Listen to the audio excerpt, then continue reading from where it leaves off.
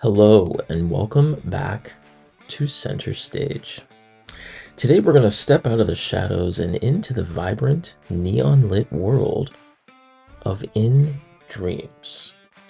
It's a story where the big O meets the Day of the Dead, a musical that asks, if you knew the end was coming, how loudly would you sing? Well, I invite you to join me. Shall you? If you know this famous line, stay tuned till the end for a heartfelt tribute to a roaring YouTube legend. Guys, In Dreams is a jukebox musical with a book by Emmy-winning playwright David West Reed.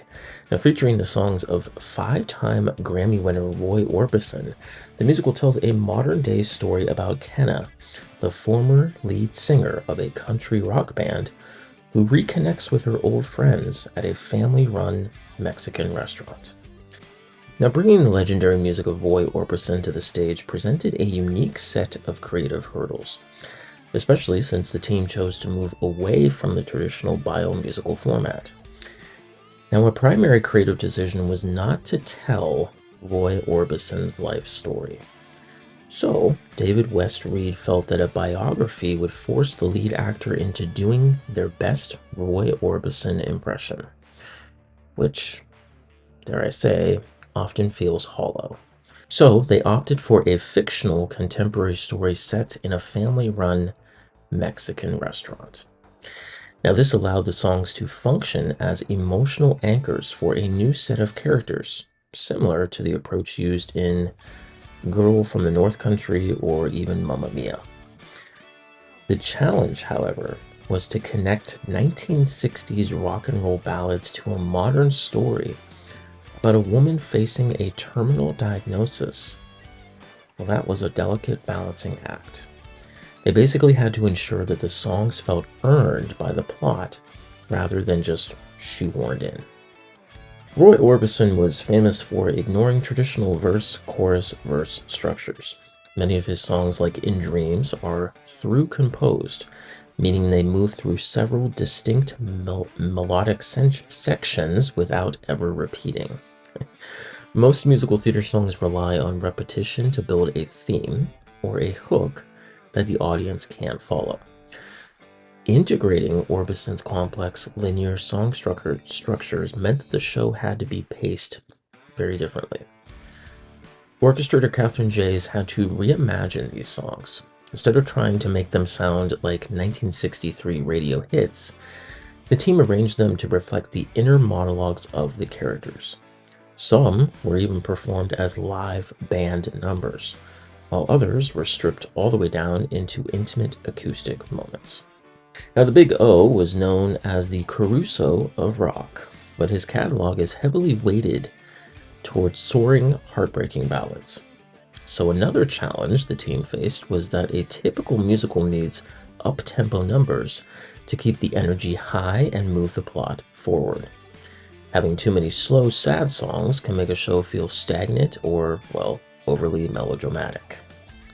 So the team dug deeper into Orbison's catalog, including his work with the Traveling Wilburys and his rockabilly roots, to inject much-needed levity and drive into the second act. Now, where the team did face the ultimate challenge was tackling the voice. Orbison's 3-octave range is legendary and nearly impossible to replicate. So casting someone who could handle the vocal demands without sounding like a tribute act, well, that was and still is the biggest hurdle. However, by casting Lena Hall in the current version, they shifted the Orbison sound into a female rock tenor register. This basically allowed the audience to hear the song in a completely fresh way, focusing on the lyrics and the raw emotion rather than comparing the performance to the original recording. So the real question is, how do you make a celebration of life musical that isn't a total Debbie Downer? Well, the show tackles 3 heavy themes: terminal illness, grief, and, well, saying goodbye. So the creative team used the setting of a Day of the Dead themed party. This provided a colorful, life-affirming visual backdrop that contrasted with the somber themes of the lyrics. It allowed the religious riot of colors and festive atmosphere to balance the inherent sadness of the music. Well, in July of 2023, In Dreams would have its world premiere at the Leeds Playhouse in West Yorkshire, England, starring Tony-winning musical theater actress Lena Hall, three-time What's on Stage Award nominee Oliver Thompson, Welsh actress best known for playing a detective in 3 seasons of the BBC One television drama Hidden, Cyan Rhys-Williams, British actor and former member of the British pop group Hearsay, Noel Sullivan, and stage, film, and television actress Alma Cuervo. Now, because it was a world premiere, the Leeds production was where the creative team actually saw if their Margaritas and Mortality concept would actually resonate with a live audience. Now, fun fact here, to retain cultural authenticity and to ensure that the Mexican setting wasn't just a caricature, the team hired Gabriela Garcia, who actually played Nicole in the show, as a cultural coordinator. This was highly praised by critics for making the Day of the Dead themes feel respectful and truly authentic, rather than just a decorative backdrop. Now, the Leeds run was widely considered a 4 and 5-star hit, though it was noted for being an emotional roller coaster. Lena Hall's rendition of Crying and Oliver Thompson's I Drove All Night were cited as the show's emotional peaks. Critics noted that Hall's rock-inflected voice completely transformed Orbison's ballads. However, Leon Craig playing the chef and superfan Tom was the breakout comedic star. His character provided light relief to balance the heavy themes of terminal illness and grief. The production also used George Reeves's video designs and Arnolfo Maldonado's set to transform the Leeds stage into a vibrant, warm Mexican restaurant, often making the audience feel like guests at the party. The success of the Playhouse proved that Roy Orbison's depressing, as some critics called them, ballads, could actually fuel a feel-good musical. It showed that by framing death as a celebration of life, much like the Dia de Muertos tradition, the music took on a new, hopeful meaning. Now, by September of 2023, In Dreams, along with most of the cast, would transfer to Toronto's Ed Mirvish Theatre for a limited run. This transfer was a homecoming of sorts for the show's book writer David West Reed, who is himself a Toronto native.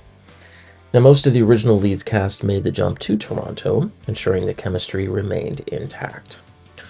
Hall's performance was frequently described as sensational and powerhouse, specifically for her ability to ground the bittersweet themes of terminal illness in a rock and roll aesthetic. Now, a notable change in Toronto was the role of Nicole. While Gabriela Garcia played the role in Leeds, Nassim Ramirez took over the role for the Toronto run, playing opposite Manuel Pacific's Oscar. Now, of course, as a fan favorite, Leon Craig returned as Tom, the band's superfan, continuing to provide the necessary comedic levity to balance the show's heavy themes. Now, the Toronto run allowed the team to refine the show based on the test run it had in Leeds. Critics in Leeds had noted the show felt slightly overcrowded with subplots, with the Toronto production being described as more solidified, focusing more heavily on the central relationship between Kenna and Ramsey in the second act. The production kept its vibrant Dia de Muertos Day of the Dead theme, and the set featured vintage neon signs and a cluttered, ebullient restaurant feel that transformed the theater into a cozy New Mexico dive bar. The Toronto audience and critics gave the show a warm, if slightly varied reception. Many reviewers noted that while the first act felt like a traditional jukebox setup, the second act was where the tears actually started. The culmination of Kenna's journey, choosing to celebrate life rather than mourn death, resonated deeply. The inclusion of traveling Wilbur's hits like Handle with Care, alongside Orbison's classics like Crying and I Drove All Night, were praised for their variety, preventing the show from feeling like a continuous string of ballads. And of course, being a David West Reed project, many fans of Schitt's Creek actually attended, expecting his signature blend of sharp wit and heartfelt sentiment, which most felt the show delivered. Now, during the Toronto run, the show became known for its intimate gig-like atmosphere. There were reports of mishaps that endeared the cast to the audience, such as Oliver Thompson falling on stage during a performance, leading to a massive round of applause, and the cast breaking character to laugh with the crowd. The Toronto run did, however, spark significant discussion about the show's potential for Broadway, though reviewers noted that its intimate scale might make it a better fit for an off-Broadway or a boutique theater setting. The future of In Dreams is currently in that exciting high-stakes development phase, often referred to in the industry as Broadway bound. Following its Toronto run in late 2023, the show has been undergoing refinements with an eye toward a New York debut. The question, will it fit Broadway? Well, the consensus among critics and industry insiders is that In Dreams is a strong contender for Broadway, but its fit depends on which theater it loads in. Now, unlike the creative previous hit & Juliet, which is a high-octane stadium pop party, In Dreams is intimate and bittersweet. It would likely thrive in a mid-sized Broadway house, maybe like the Brooks Atkinson or even the Booth, rather than a massive 1,500-seat theater. The show itself has a multi-generational appeal. It captures the boomer audience who grew up with Roy Orbison, while the Schitt's Creek writing style and contemporary themes of mortality and modern friendship attract a much younger crowd. Now, because it is also a book musical, rather a fictional story than a biography, it avoids the tribute act stigma that sometimes hurts Broadway commercially. Now, the challenge for producers. If a production team wants to take this to the next level, the crew here at Center Stage believes they face 3 specific hurdles. Reviews from the leads in Toronto run suggested that while the emotional peaks are incredible, and trust me, they are, the first act has several subplots, like the band members' marital issues that could be trimmed to keep the focus on the lead character, Kenna. Marketing a musical about a woman facing her own death is very tricky.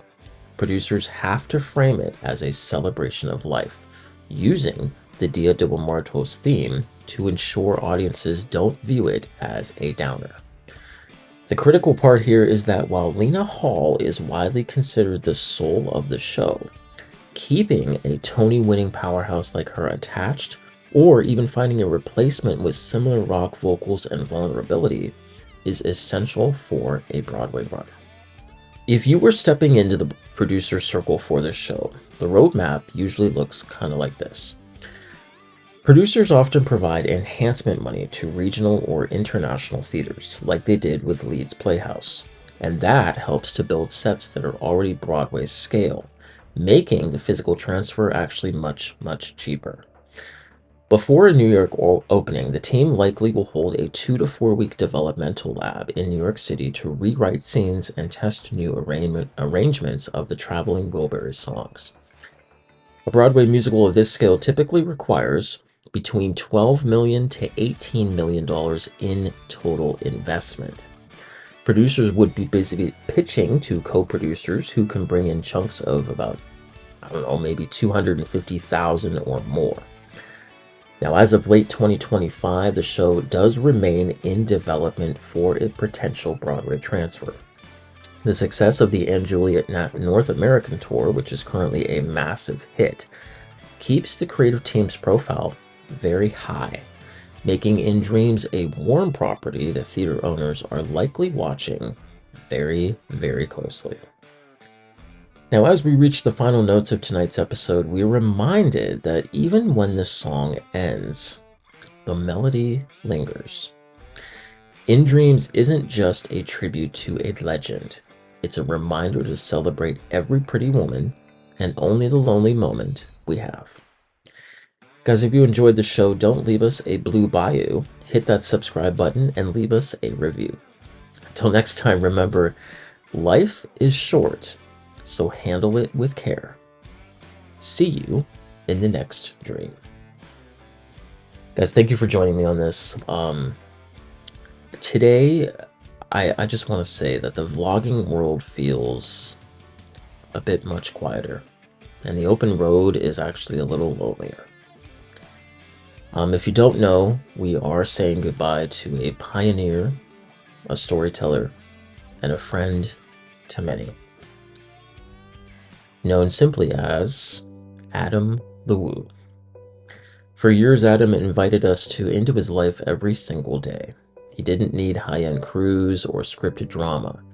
He just needed a camera, a curious spirit, and his signature sense of wonder. From the hidden corners of Disney parks to the abandoned remnants of old Americana, Adam taught us to look closer.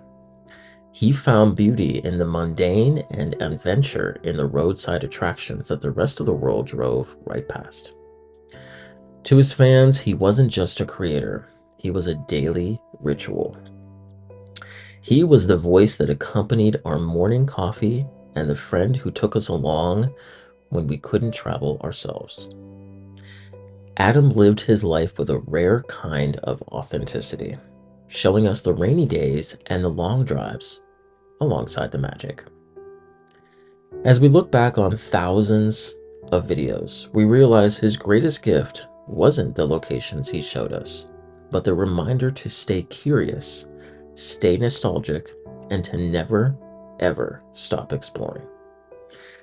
Adam, we want to thank you for the miles, the memories, and the daily woo. Your journey may have reached its final destination, but the path you blazed will be remembered by everyone who ever clicked play. Our episode for today is done, but the legacy will live on forever. Rest in peace, Adam. We'll see you in the next one. Podcast over. Take care, guys.